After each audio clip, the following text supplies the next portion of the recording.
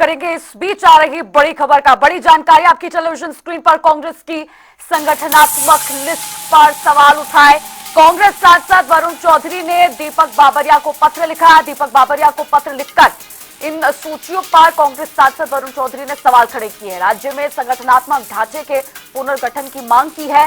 जिला ब्लॉक स्तर पर संगठन का गठन हो, ये पत्र के जरिए कांग्रेस सांसद वरुण चौधरी ने कांग्रेस प्रदेश प्रभारी दीपक बाबरिया को यह संदेश दिया है। कांग्रेस के विधायकों की इच्छा अनुसार सीएलपी यानी कि नेता प्रतिपक्ष का चयन होना चाहिए। 4 सूचियों की बजाय संगठन निर्माण हो।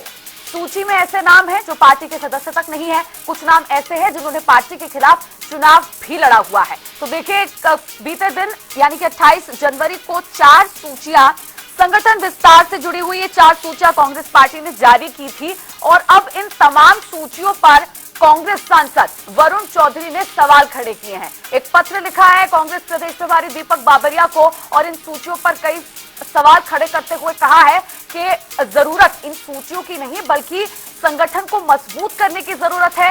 कांग्रेस पार्टी का संगठन मजबूत हो, इस तरह की जरूरत अभी प्रदेश में है और कहा है कि इन 4 सूचियों के बजाय संगठन का निर्माण हो वो ज्यादा जरूरी है। सूची में ऐसे कई नाम हैं जो पार्टी के सदस्य तक नहीं है। कुछ नाम ऐसे हैं जिन्होंने पार्टी के खिलाफ भी चुनाव लड़ा हुआ है और कुछ नाम ऐसे हैं जो पार्टी के सदस्य ही नहीं है। तो तमाम बातें पत्र लिखकर इस पत्र के जरिए कांग्रेस सांसद वरुण चौधरी ने दीपक बाबरिया से कही है।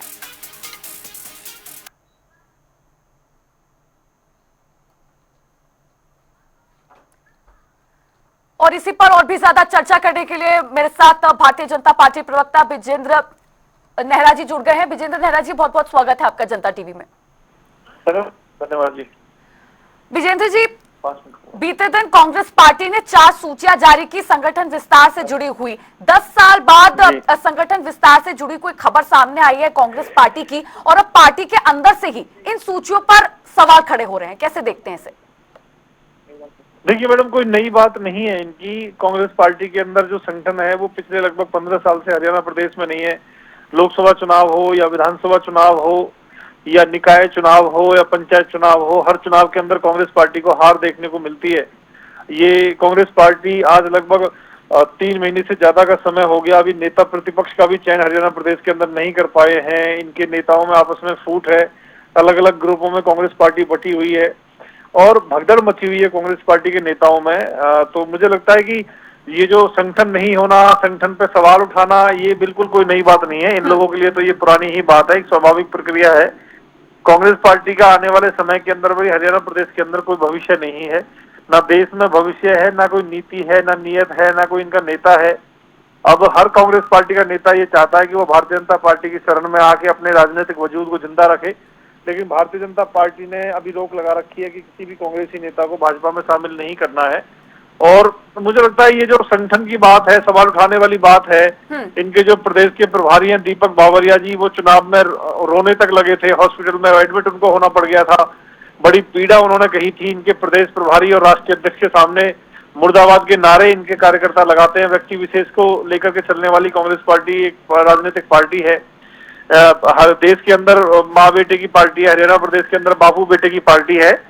तो कोई बड़ी बात नहीं है, क्योंकि जिस तरह से उदयभान जी का जब चयन हुआ था तो उन्होंने कहा था 1 महीने में हम संगठन बना देंगे। वो आज तक संगठन नहीं बना पाए, कई साल उनके हो गए। उससे पहले अशोक तंवर जी, कुमारी शैलजा जी और उदयभान जी, ये सब लोग मिलकर के भी संगठन नहीं बना पाए हैं।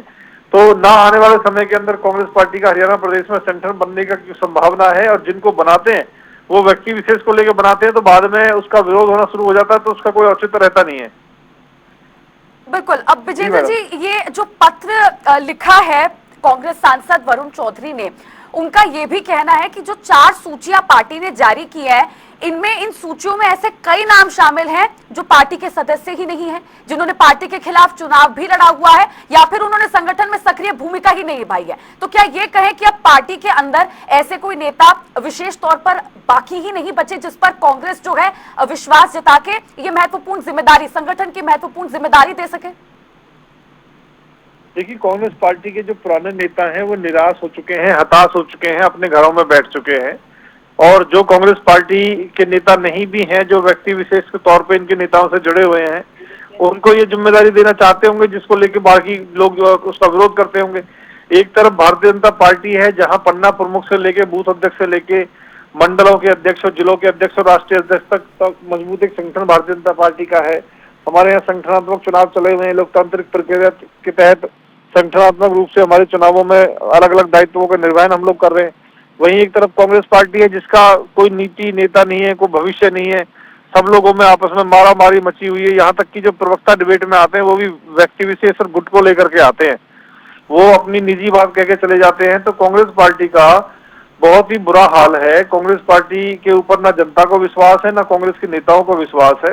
भारतीय जनता पार्टी ने जनता के आशीर्वाद से हरियाणा में इतिहास बनाया, तीसरी बार लगातार सरकार बनाई है और आगे भी भारतीय जनता पार्टी का ही समय रहने वाला है, जनता का आशीर्वाद हमें मिलने वाला है। चलिए ठीक है, बहुत बहुत शुक्रिया विजेंद्र नेहरा जी जुड़ने के लिए और चर्चा करने के लिए।